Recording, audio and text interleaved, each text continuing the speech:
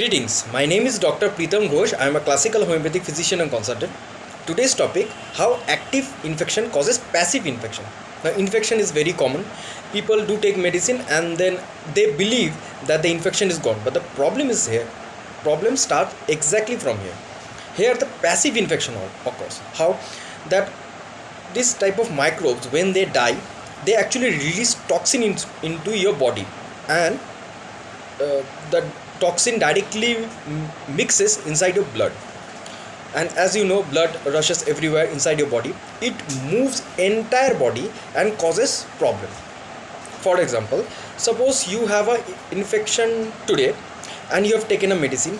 3 days, 4 days, 10 days, even after a month, you will see that some kind of rash do occur. Secondary, we can see that there might be fever. So this type of infection, they actually do not get released from the body. So here comes homeopathy, because whenever this type of active infection causes changes to passive infection, homeopathy do work, because whenever active changes to passive, it shifts towards the chronic disease. Now chronic disease is such a disease that we have actually excellence over this system. So if you actually give chance to homeopathy, especially in this type of passive infection, they will do great. They will show you that how homeopathy actually treat patient in this type of chronic passive disease, right?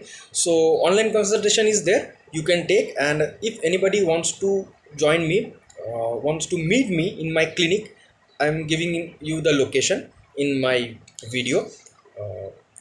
And if you like my videos, do like, share, subscribe, comment, so that I may understand that which other topic, if I discuss, it would be great help for you.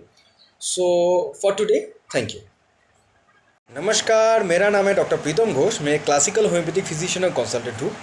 आज का विषय that how active infection causes passive infection.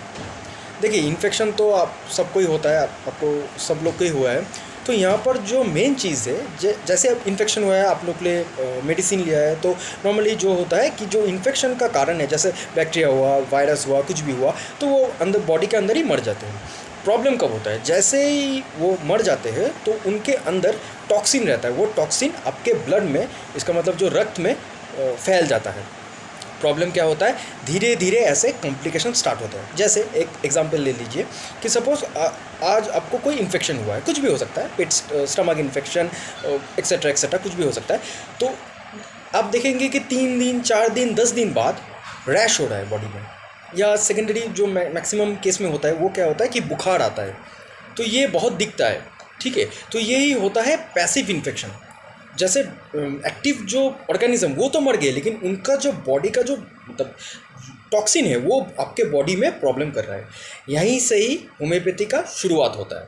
क्योंकि क्या होता है, जैसे ही ये passive में कन्वर्ट होता है, ये बहुत डिफ़िकल्ट होता है बॉडी से निकालना, मतलब रक्त से निकालना बहुत डिफ़िकल्ट होता है. इस टाइप होम्योपैथी बहुत हेल्प करता है, क्योंकि जैसे ही ये फेस चेंज होता है एक्टिव से पैसिव, तभी ये क्रॉनिक डिजीज़ में आ जाता है, जो जिसके ऊपर हम लोग ने महारत हासिल किया है.